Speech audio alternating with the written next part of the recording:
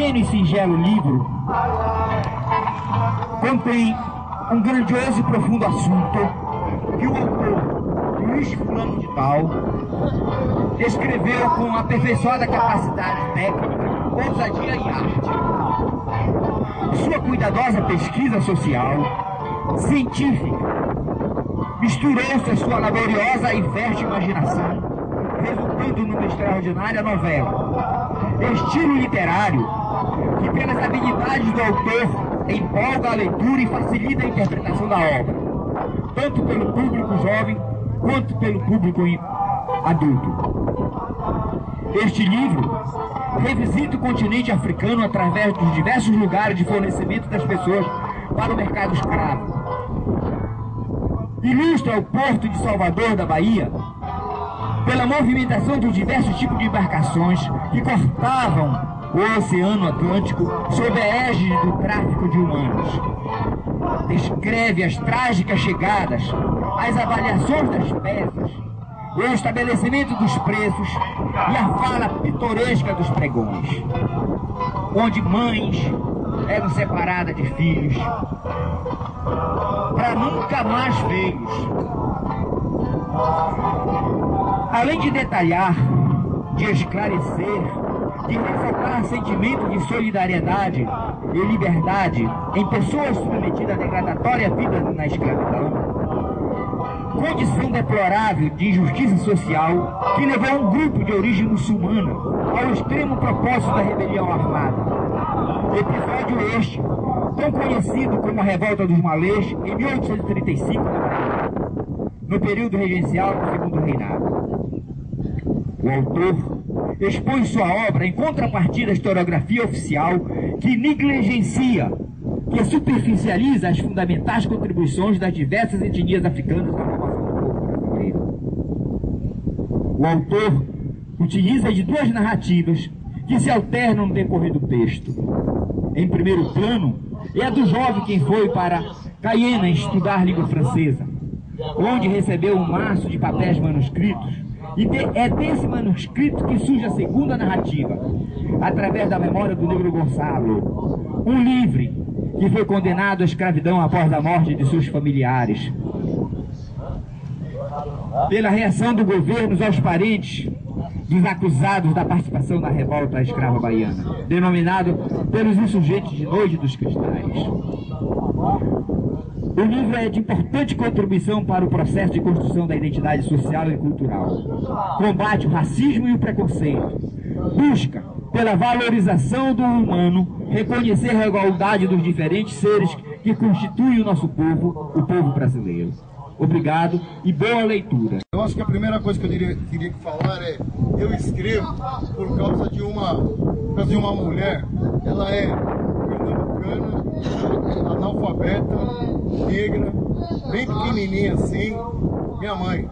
Essa mulher, nós éramos pequenos, e ela dava então para os filhos livros. Como ela não sabia ler, o que ela fazia?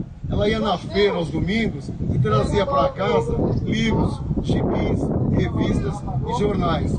Isso, depois do almoço, nós íamos para debaixo do abacateiro que nós tínhamos lá na nossa casa, e a missão da tarde, o lazer da tarde, era lermos livros. Então a gente lia jornais para ela. Então ela falava, nós falávamos para ela: mas mãe, a senhora não sabe ler. Ela dizia: não, eu não sei ler, mas eu sei ouvir, portanto leia para mim, moço. Nós somos pernambucanos, todo mundo me pergunta: de onde você é, de onde você veio? Então, a nossa história, nós somos pernambucanos. Então, a minha infância foi ouvindo histórias. O pessoal do Nordeste, eles mantêm uma tradição que são os contadores de história. E então nós, na época, a gente fazia isso aí. O que é que se fazia? Contar histórias. Sentava-se para ouvir histórias. Então a minha primeira infância foi fomentada. Eu mamei histórias, eu ouvi histórias, eu bebi histórias. Através da mãe, através da avó e através dos tios. Então foi isso aí. Eu acho que o grande iniciador, o grande fomentador dessa coisa toda foi essa oralidade, foi essa coisa de contar histórias. E no segundo momento, a questão da escola pública. Quando eu era molecote, nas escolas, você era estimulado a ler, você ganhava livros, você era estimulado a fazer redação, tinha concurso de redação, contação de histórias e essas coisas todas. Então eu acho que essa coisa de contar histórias, de escrever histórias, eu acho que veio desse primeiro momento. Eu acho que o grande estimulador disso aí, o grande iniciador disso aí, foi essa primeira infância. Eu sempre tive esse pezinho entre história e literatura, Eu decidi pela literatura por causa daquela coisa do escrever, mas nunca me despedi da história, né? Eu tenho a formação de história, não me considero, perguntaram até para mim hoje, se eu sou professor de história, né? Não me considero um historiador, eu me considero um contador de histórias. E aí, quando eu fiquei sabendo que havia esse concurso, o que eu fiz? Fiz a pesquisa. Qual era a pesquisa? Qual é o tema do trabalho? Um fato histórico real que aconteceu no Brasil. Em 1835, na cidade da Bahia, de tudo acontecendo em Salvador, aconteceu uma revolta dos escravos. Essa revolta, ela é conhecida como a revolta dos malês. Aí o que eu fiz? Fiz uma pesquisa em história, fui atrás da papelada, tipo, quem foi, aonde foi, como foi, li os processos, todas as informações que eu podia ter sobre a coisa. Eu consegui, eu fui lá para o apartamento, me tranquei, tinha toda a pesquisa que eu tinha feito no ano anterior, de junho a dezembro, e comecei a escrever. Só que eu não sabia exatamente como escrever, como que eu iria elaborar aquele texto. Eu fiquei uma semana assim no rabisco, sem saber realmente que caminho que eu tomaria.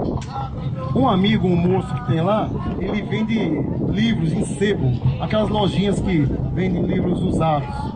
Então esse cara todo dia me falava, você tem um livro que você tem que ler. Todo dia ele falava a mesma coisa, todo dia. Até que um dia eu parei na banca dele e fui olhar que livro que era esse que ele tanto me falava. E o nome do livro era O Vice-Rei de Uidá. O Vice-Rei de Uidá. O autor desse livro é um moço, um norte-americano de Nova York, e ele fez uma pesquisa sobre o maior traficante de escravos do Brasil, que era um homem que era do interior da Bahia. Ele sai do interior da Bahia, vai para Salvador, e em Salvador ele é incumbido de uma árdua e inglória missão, que era ir para o litoral africano, representar lá no litoral africano os interesses do governo brasileiro, do Império Brasileiro, que era ser o que lá? Traficante de escravos. E tinha um lugar lá, um castelo lá, chamado Castelo da Ajuda. O que era o Castelo da Ajuda? É mais ou menos um espaço como essa fortaleza. As pessoas eram caçadas no interior africano, trazidas para o litoral, e enquanto esperavam a embarcação, elas ficavam nessas fortalezas, nesses presídios, esperando os navios encostarem. Os navios encostavam, enchiam de pessoas e transportavam esses milhões de pessoas aí para as Américas aí do mundo. E ninguém queria ir para lá, e esse homem foi. Enfim, ele se tornou, como o próprio título do livro diz, o Vice-Rei de Uidá. E é um mega livro, é simplesinho, fininho, mas é uma bomba em termos de qualidade estética e literária. Aí eu li esse livro. Quando eu li esse livro, aí eu pensei, agora eu já sei como é que eu vou escrever isso aqui. E comecei a escrever o meu. O tempo que eu escrevi esse livro foram 70 dias. Eu ouso dizer que foram os 70 dias mais maravilhosos da minha vida.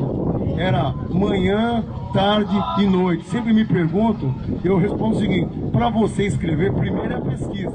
Nada sai do nada, não sai do acho. Eu acho o quê? No achar, você vai ficar só achando. Tem que ter os dados. E depois que você tem os dados, é sentar 2 meses, 3 meses, 4 meses e ficar só escrevendo, só fazendo isso. Bom, 3 meses depois, eu tinha o livro terminado. Digitamos o livrinho e colocamos ele na premiação, colocamos ele para o concurso. E quando foi minha surpresa, o livro foi campeoníssimo aí em literatura brasileira. Bom, 95, 96, 97, 98, eu mesmo vendi um livro. O que eu fiz? Eu fui numa editora com o dinheiro do prêmio que eu havia ganho, eu fui numa editora, paguei para uma editora bem chinfrim, bem não profissional, bem assim, uma coisa bem no improviso, fez um livro lá que parecia mais uma brochura, uma coisa muito simplória, assim, não era um trabalho profissional. E eu peguei esse livro e o que eu fiz? Eu mesmo vendia meu livro. Era um dia que choveu muito, uma manhã de muita chuva. De repente tem a marquise, o que eu vejo? Vários mendigos. São Paulo tem muitos mendigos nas ruas. Vários mendigos deitados no chão. E um deles vem, pega o livro e começa a folhear o livro. Olho pra ele, uma mão toda suja, toda encarqueirada, a unha enorme, cheia de terra, cheia de sujeira. Aí eu cheguei pra ele, bem perto dele, e perguntei: você sabe ler? Ele falou: claro, meu. Você gosta de ler? Ele falou: eu sou fumante, estúpido, fumo. Ele pegou: você tem um cigarro? Eu falei: tenho. Peguei e dei um cigarro pra ele. Ele chegou, olhou pra mim e falou: você não quer pagar um café, não?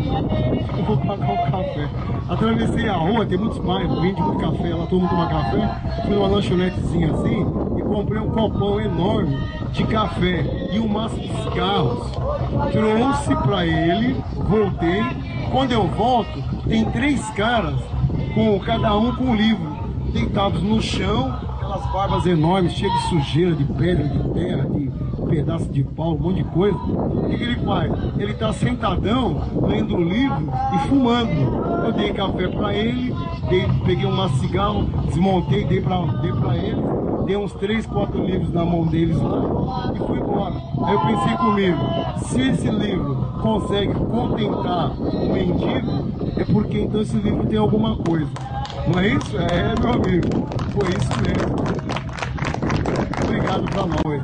Eu fui lá para a Bienal do Livro do Rio de Janeiro e lá eu recebi o prêmio de Autor Revelação, melhor romance de 99 e livro altamente recomendado para o público infanto juvenil e entrou também para o Programa Nacional do Livro Didático. A Secretaria de Educação e a Secretaria de Cultura de São Paulo comprou alguns milhares desse livro e distribuiu esses livros nas escolas públicas. Então, para mim, uma pessoa falou: pô, mas esse livro é infanto-juvenil, então é livro para moleque. Eu falei: não, é livro para o futuro, porque se é um livro que um menino desse aqui lê e entende, então eu estou contemplado. Eu não me sinto menor, eu me sinto o maior, porque ele é o futuro, né? E o livro foi para as escolas públicas. Então, eu gostaria de finalizar dizendo para vocês, dizendo para os senhores, o seguinte: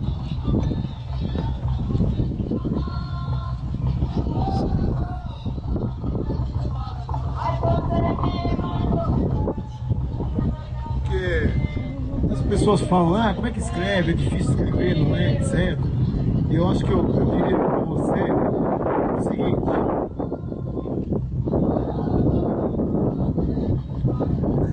quando você chora, toma na tua lágrima e escreve, pois aquilo que é escrito com lágrima se apaga. Toma o suor do seu trabalho e escreve, pois aquilo que é escrito com suor nunca se apaga. Não te fere, toma do teu sangue e escreve, pois aquilo que é escrito com sangue nunca se apaga. Muito obrigado, valeu.